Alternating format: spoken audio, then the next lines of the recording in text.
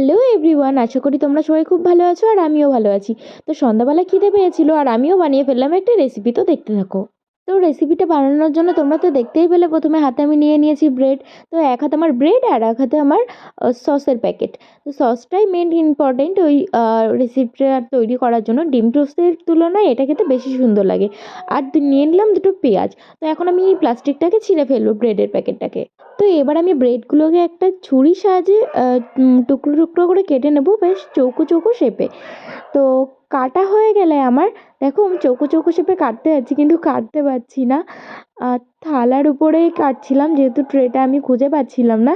তো যাই হোক, একেবারে খারাপ হয়নি, চৌকো শেপই এসেছিলো। তো আমার কাটা হয়ে গেলে এগুলোকে এরপরে আমি পেঁয়াজগুলো কেটে নেব, পেঁয়াজ লঙ্কা এগুলো কেটে নেব। তো দেখো আমি পেঁয়াজ লঙ্কাগুলোও এখন চৌকো চৌকো শেপে কেটে নিচ্ছি, বেশ কুচো কুচো করে কেটে নিতে হবে যাতে ভালো করে মানে মোটামুটি ভাজা হয়। আর লঙ্কাটাও আমি কেটে নেব। তো লঙ্কাটা কাটার পরে কী আর বলবো, আমার না লঙ্কাতে হাত দিলেই যেন হাতটা জ্বালা করে। তো যাই হোক, রেসিপিটা কিন্তু সবাই একদিন ট্রাই করো, খেতে কিন্তু খুবই সুন্দর লাগে। তো চলো দেখতে থাকো রেসিপিটা, আর তোমরাও বাড়িতে ট্রাই করো, আশা করি খেতে খুবই ভালো লাগবে। সসটা একটু পরিমাণে বেশি রাখবে, আর হচ্ছে শসাটা রাখবে। আর যদি কেউ হচ্ছে এর মধ্যে ভেজিটেবল অ্যাড করতে চাও তো আরও ভেজিটেবল দিতে পারো। তো আমি কিছু অ্যাড করিনি, ওর জন্য শুধু লঙ্কা আর পেঁয়াজটাই দিয়েছিলাম, আর ডিম। দেখো আমি বলেছিলাম আমার ডিম লাগবে এটা তৈরি করার জন্য, তো আমি ডিমটাও নিয়ে নিয়েছি। আর এইদিকে আমার লঙ্কা আর পেঁয়াজটাও কাটা হয়ে গেছে, তো সেটাও আমি তোমাদেরকে একবার দেখিয়ে দিলাম। আর এইদিকে আমার ব্রেডসটাও কাটা হয়ে গেছে, তো সেগুলোও আমি দেখিয়ে দিলাম। তো এবার আমি সব কিছুই তোমাদেরকে একবার করে দেখিয়ে দিচ্ছি, ভালো করে দেখে নাও। তো তোমরা বাড়িতে ট্রাই করো কিন্তু তো এইদিকে আমি গ্যাসে এখন আগুন জ্বালিয়ে ফ্রাইং প্যানটা বসিয়ে দিয়েছি, এদিকে তেলও দিয়ে দিয়েছি তো হালকা করে। তো তেলটা একটু নেড়ে চেড়ে নিয়ে আমি এখন কেটে রাখা যে আমি পেঁয়াজ লঙ্কাগুলো রেখেছিলাম ওগুলো আমি এখন দিয়ে দেবো। তো ওগুলো দিয়ে আমি একটু ভালো করে নেড়ে চেড়ে নেব।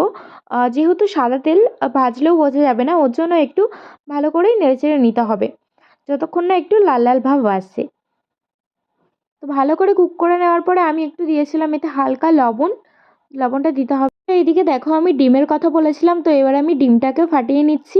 আগে আমি কিন্তু পেঁয়াজ আর ওই লঙ্কাটা ভেজে নিয়েছি, এবার আমি তার মধ্যে ডিমটা দিয়ে আর একটু লবণ দিয়ে আমি এটা বেশ মানে ঝুড়ো ঝুড়ো করে নিচ্ছি। মানে যেটা ডিমের ঝুরি ভাজা বলে না, সে এমনভাবে ঝুরি ভাজা করে নিচ্ছি।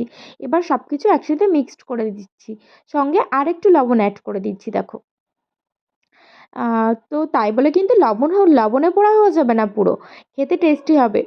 তো তো এরপর আমি কেটে রাখা ব্রেড একে একে আমি দিয়ে দিলাম দেখো ওই পেঁয়াজ আর ডিমের মধ্যে। তো ওটার সাথে একটু মিক্সড করে নিয়ে এবার আমি দিয়ে দেবো এর মধ্যে সস, যেটা মেন জিনিস। সস আমাদেরকে অ্যাড করতেই হবে, সস অ্যাড করে আমার রেসিপি কমপ্লিট হয়ে গেল মানে এই না যে মানে হচ্ছে সস দিয়ে এটা একটু নাড়াচাড়া করা হয়ে গেলে কমপ্লিট হয়ে গেল। এই দেখো আমি গ্যাস লেভিয়ে দিয়েছি। তো এই যে আমার রেসিপি কমপ্লিট হয়ে গেছে, দেখো এটা অন্ধকারে কালচে কালচে লাগছিল কিন্তু না, এটা লাল লাল দেখতে হয়েছে। আর খেতেও সত্যি, আমি নিজে করেছি বলে বলছি না, মাও খেয়েও বলেছে খুবই সুন্দর হয়েছে। আর তোমরাও, আমি বাড়িতে বারবার বলছি যে তোমরাও বাড়িতে এটা ট্রাই করো। আর খুবই সুন্দর লাগে, এটা দারুণ লাগে। সন্ধ্যাবেলাও তোমরা খেতে পারো আর সকালবেলাও খেতে পারো, এটা দারুণ খেতে, মানে সত্যি একটা অসাধারণ খাবার। তো যার যার আমার ভিডিওটি ভালো লাগবে তারা একটা লাইক কমেন্ট শেয়ার না হয় করেই দিও। তো চলো আজকের মতো টাটা। ভিডিওটি কেমন লাগলো জানিও, আর বাড়িতে সবাই ট্রাই করো আবারও বললাম। তো সবাই সুস্থ থেকো, ভালো থেকো, দেখা হচ্ছে নেক্সট কোনো ব্লগে।